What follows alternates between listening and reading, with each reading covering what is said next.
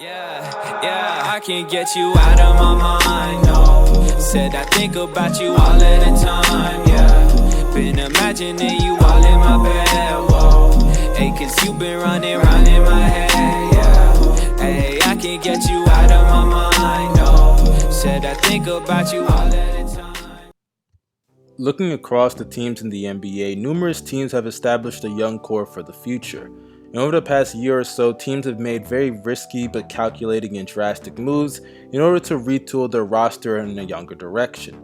The Atlanta Hawks and Dallas Mavericks took what many people considered risk by selecting players such as Luka Doncic and Trae Young, and though in hindsight many people may say how is that even a risk, they're both great young players, but at the time they were skilled players that really don't have a lot of athleticism, and for Trae Young's case, his game could easily have resulted in him becoming a bust. But so far, it looks like it's paying off. The Sacramento Kings also have one of the more entertaining teams in the league with players such as De'Aaron Fox, Buddy Hield, and Marvin Bagley, and with the right development, and also if Harry Giles becomes the player that a lot of people think that he could be in the future down the line, we could be looking at a team come up similar to Golden State. And though the Pelicans got pretty lucky in the draft lottery by getting the first overall pick, they've made very sneaky good moves this offseason by establishing a defensive identity with the players that they've drafted and traded for, such as Lonzo Ball, Zion Williamson, and Jackson Hayes. But there's a team that for the life of me, I do not understand isn't being mentioned enough in this conversation.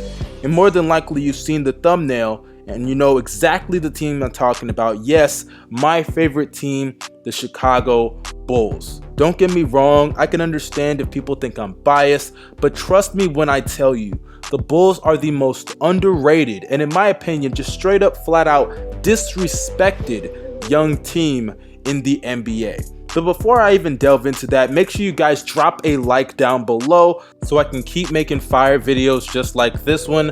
Also, do not forget to comment your opinions. Let me know what you thought about this video down below in the comment section. Subscribe and hit the bell to be notified after each and every video that I post. Follow me on Twitter. Also, you guys, make sure you follow me on Instagram. My social media links will be down below in the description box. But without further ado, let's get back to the video at hand. Now, like I said earlier, people are probably thinking that I'm overreacting and I'm being very biased towards the Chicago Bulls because I am a fan.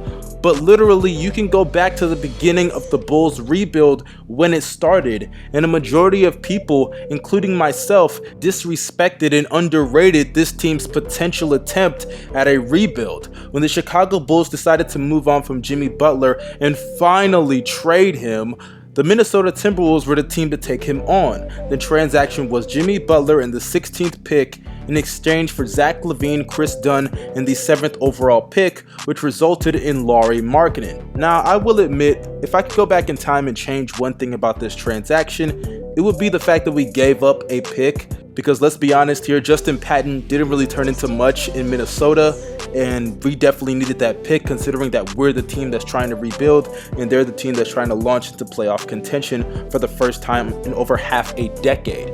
But I know a lot of people have amnesia about that trade, and let's be honest here, Lauri Markkanen was viewed by a lot of people as a potential bust. Let's call it what it is. People said it consistently. He's not a good defender. He's not going to rebound well. He could be a bust. Well, guess what? In his rookie year, Lauri Markkanen was among the top 5 rookies in the NBA. That season, let's just call it what it is, outside of Donovan Mitchell, Ben Simmons, and Jason Tatum, Lauri Markkanen was among the 5 best rookies in the league. Yes, he was better than Lonzo. Yes, I believe there's a debate between him and Kyle Kuzma. I would pick Lauri Markkanen. Maybe the bias in me, but I would still pick Markkanen over Kuzma because of his value to that offense. And honestly, I just think he was a better player that season. But I wouldn't be mad if you picked Kuzma. But regardless, Markkanen was among the 5 best rookies of the 2018 season. And that's much more than what a lot of people, including myself, I will say again, because I am not excluded from it, that's much more than what we all thought he was going to be able to produce that rookie year. And another thing that people criticized was Zach Lavine. People, and I'm not gonna lie, I had my doubts as well, I even made a video about it. People were really doubting how great of a player Zach Lavine could be. Not because we hadn't seen the potential in a player like Zach Lavine, but because Zach Lavine was hurt the previous year and tore his ACL. And for a player whose game is very dependent on athleticism, not completely because he can do other things that are outside of his athleticism, such as shoot the ball, but let's be real, his athleticism is a huge part of his game, and an ACL injury is still an ACL injury. And outside of his injury history, a lot of people had doubts about the player that he could be. Obviously, he's a good scorer and has potential in that area, but he's not much of a facilitator, isn't grabbing exceptional amount of rebound, obviously isn't a good defender. I would argue he's a defensive liability. So outside of his scoring potential, he definitely had some places in his game that he needed to work on. And if I'm being honest with you guys, I was very concerned with the contract that the Chicago Bulls gave Zach Lavine. Because when you look at those last 24 games that he had played, 17 points, 3 assists, and 4 rebounds on 38% from the field, 34% from 3, and 81% from the free throw line. Those are numbers I'm really comfortable giving you that amount of money after you just tore your ACL, and those are your recovery numbers. But it was 24 games, and the Bulls were saying he's worth that risk. And what he did in his 3rd year in the league was amazing. As in his 5th year in the NBA with the Chicago Bulls this previous season, averaged 24 points, nearly 5 assists and 5 rebounds, while shooting 47% from the field, 37% from 3, and 83% from the free throw line. And a lot of people were putting him in the discussion for most improved player of the year, primarily in the beginning of the year, as later in the year Siakam, D'Angelo, they really stepped up in that race.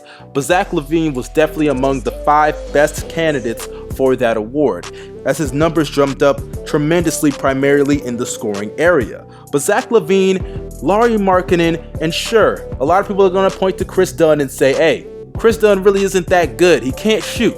And sure, he's a good defender, but he isn't really great at anything else on the court. And I would actually agree with that. I'm not a huge fan of Chris Dunn, and honestly, I think a lot of Chicago Bulls fans really overreacted to what he did in his rookie year. And even when you look at his rookie year, it really wasn't anything special. I don't know why a lot of Chicago Bulls fans were hyping him as if he could be the next CP3. But then when you look at what we've done over the past 2 years in this draft, Wendell Carter selected at the 7th overall pick, I think he definitely has a high upside. Defensively, he is really good at moving his feet. He can switch on smaller guards. He can defend the pick and roll. And I think he's a really underrated passer and definitely has the ability to space the floor. He is everything that you want from a big in today's NBA. And then when you look at what we did in this draft, sure, I did say that we should trade that pick for Lonzo Ball so we could get a player that can facilitate for everybody, push the pace, because it is very obvious that our pace being pushes this team to the best of its ability. Just look at the numbers of Zach Lavine, Lauri Markkanen. When we started pushing the pace late in last year, their numbers were really high and really amazing, and we were winning games when we started to push the pace. So Lonzo was definitely an option because he fits that dollar bill.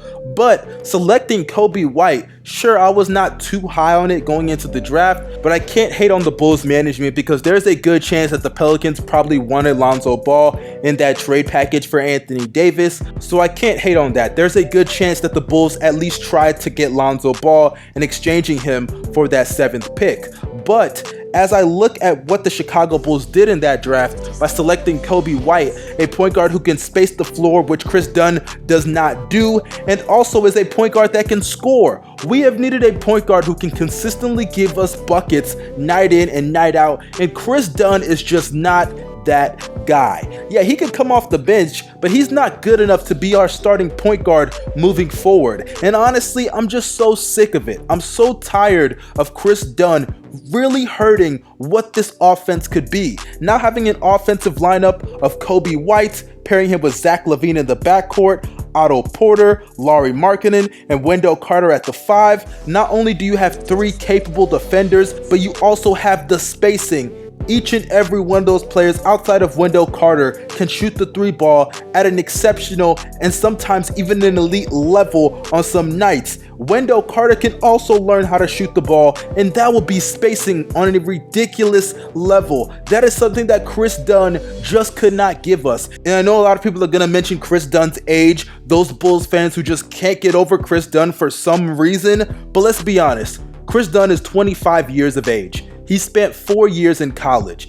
He should be at the point where a lot of these holes should not be in his game to this extreme. I'm just gonna be real with you guys here. So now looking at the Chicago Bulls roster with players like Kobe White, Otto Porter, Zach Lavine, Lauri Markkanen, Wendell Carter, Chris Dunn most likely off the bench where he should be, there is no reason why this team shouldn't be mentioned in conversations with the Atlanta Hawks. Sure, we may not have a Trae Young, but we definitely have players like Lauri Markkanen whose potential is very, very close with someone like a Trae Young and may even supersede him when it comes to being the greater player down the line. So regardless of what you think about the Chicago Bulls roster, it is ridiculous that people mention certain teams like the Knicks.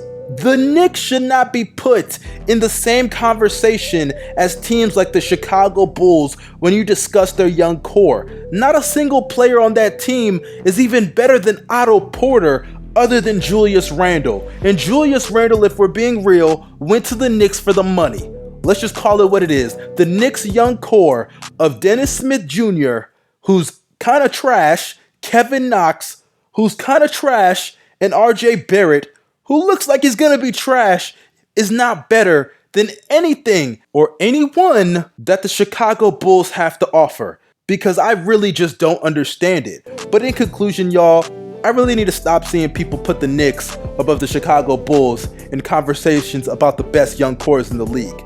It really is disrespectful, and honestly, the Chicago Bulls are one of the best young cores in the league, and sure, they may not be the Pelicans or the Nuggets or even the Sixers and Celtics, but other than those teams, I don't want to see the Hawks, I don't want to see the Knicks mentioned before you talk about the Chicago Bulls, because it's really disrespectful. But you guys in the comment section, let me know your opinions down below. Drop a like so I can keep making successful videos just like this one. Also check out my second channel because I will be uploading a video about the 2K ratings, and depending on the time I upload this video, that video may be already on that channel, so make sure you go and check that out. Follow me on Twitter and on Instagram. Social media links are down below in the description box. Y'all have a great day. This is your boy Young Mustard signing out. All my Chicago Bulls fans, love to you all.